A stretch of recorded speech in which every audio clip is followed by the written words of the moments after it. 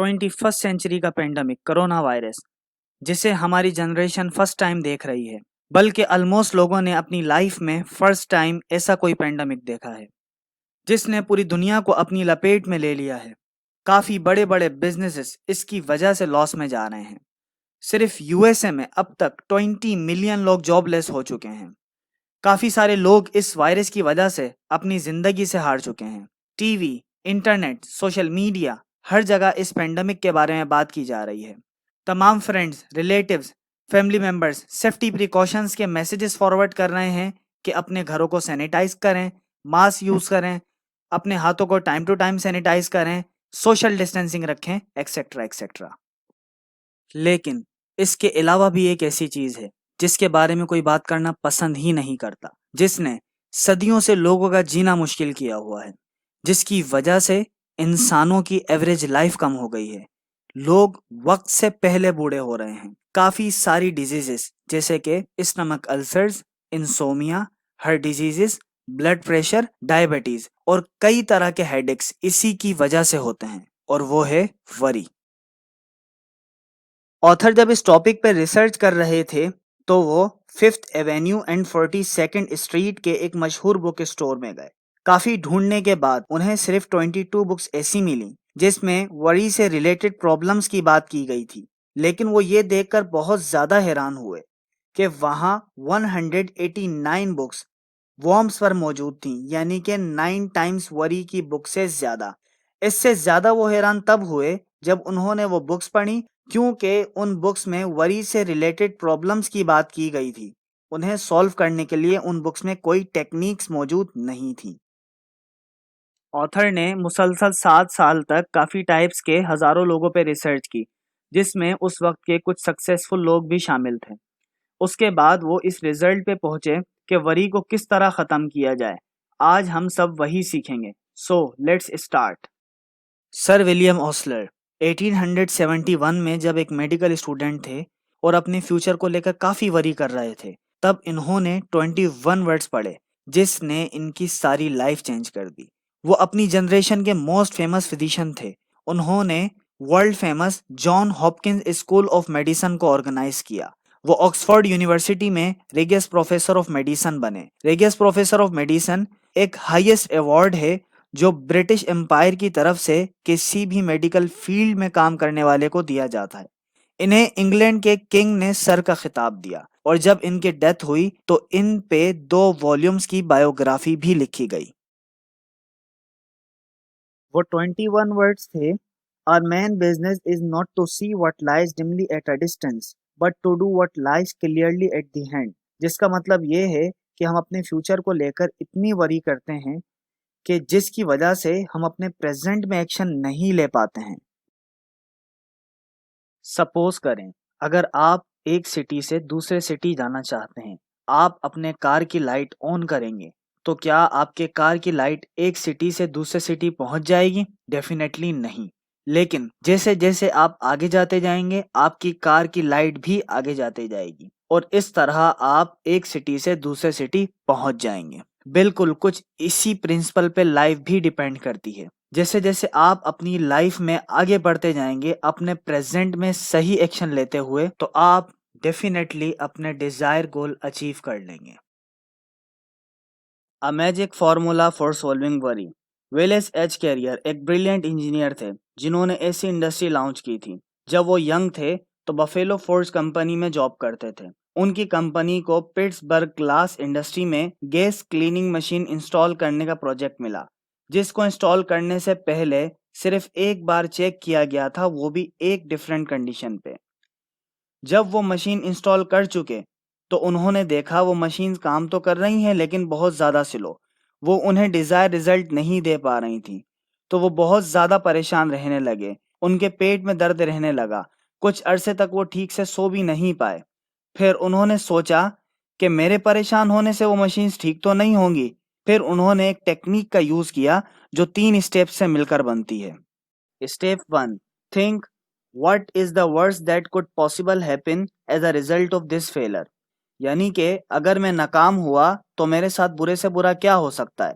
जब उन्होंने ये सोचा तो कुछ रिजल्ट्स ये निकले ना तो मुझे कोई गोली मारेगा, ना ही मुझे जेल होगी। हाँ, लेकिन मेरी जॉब से मुझे फायर किया जा सकता है। और ये भी पॉसिबल है कि जो मशीन हमने इंस्टॉल की हैं वो हमें वापस कर दी जाए, और जो हमने $24,000 इंस्टॉलेशन में इन्वेस्ट किए हैं वो ज़ाया हो जाएं। Step 2, accept the failure. उन्होंने इस फेलर को एक्सेप्ट किया और खुद से कहा कि मेरा सारा रिकॉर्ड खराब हो जाएगा अगर कंडीशन ज़्यादा खराब हुई तो, लेकिन मुझे दूसरी जॉब मिल जाएगी। जहां तक एम्प्लॉयर्स की बात है तो वो समझते हैं कि हम गैस साफ करने का एक्सपेरिमेंट कर रहे हैं। अगर इन्हें इस न्यू एक्सपेरिमेंट के $24,000 पे करने पड़ जाएं तो वो इसे बर्दाश्त कर सकते हैं। जब इन्होंने वर्स्ट पॉसिबल कंडीशन सोच ली और इसे एक्सेप्ट करने के लिए खुद को तैयार कर लिया तो उन्हें बहुत रिलैक्स फील हुआ। उनकी टेंशन खत्म हो गई जो उन्हें काफी टाइम से थी। Step 3, try to fix the failure. उन्होंने अपना पूरा टाइम और एनर्जी लगा दी उस प्रॉब्लम को फिक्स करने में जो उन्होंने एक्सेप्ट किया था। उन्होंने काफी रिसर्च की, काफी सारे डिफरेंट टेस्ट किए और फिर वो इस नतीजे पे पहुंचे कि अगर हम $5,000 और खर्च करें तो हमारा प्रॉब्लम सॉल्व हो जाएगा। उन्होंने ऐसा ही किया और ऐसा करके उन्होंने $20,000 के नुकसान के बजाय $15,000 का फायदा कर दिया। हम सबसे बड़ी मिस्टेक ये करते हैं कि हम अपनी गलती मानते ही नहीं हैं। चूंकि हम गलती मानते ही नहीं तो उसे करेक्ट भी नहीं करते, जबकि कामयाब लोग अपनी गलती मानते भी हैं और करेक्ट भी करते हैं। एक Chinese philosopher Lin Yu Tang अपनी किताब द इम्पोर्टेंस ऑफ लिविंग में लिखते हैं, true peace of mind come from accepting the worst. I think it's mean a release of energy. यानी कि सही दिमागी सुकून बुरे से बुरा हमारे साथ क्या हो सकता है ये सोचने से हासिल हो जाता है। वॉट वरी में डू टू यू। परेशानी आपके साथ क्या क्या कर सकती है। डॉक्टर एलेक्सिस कैरल का एक कोट है, people who do not know how to fight worry die young. जो लोग ये नहीं जानते कि उन्हें अपने परेशानी से किस तरह लड़ना है वो जल्दी मर जाते हैं। डॉक्टर हेरोल्ड सी हेबियान ने 176 बिजनेस एग्जेक्टिव्स पे स्टडी की तो उन्हें पता लगा कि उनकी एवरेज लाइफ 44.3 ईयर्स थी। कंप्लीट रिसर्च के बाद उन्हें पता लगा कि 3 में से एक बिजनेस एग्जेक्टिव इन 3 में से किसी एक बीमारी, high blood pressure, heart disease और स्टमक अल्सर्स के पेशेंट्स थे। डॉक्टर जोसेफ एफ, जो ऑथर हैं एक medical book nervous stomach trouble के, लिखते हैं, you do not gate ulcers from what you eat, you get ulcers from what is eating you. यानी कि आपको अल्सर इस वजह से नहीं होता कि आप क्या खाते हैं, बल्कि इस वजह से होता है कि कौन सी परेशानी आपको खाती है।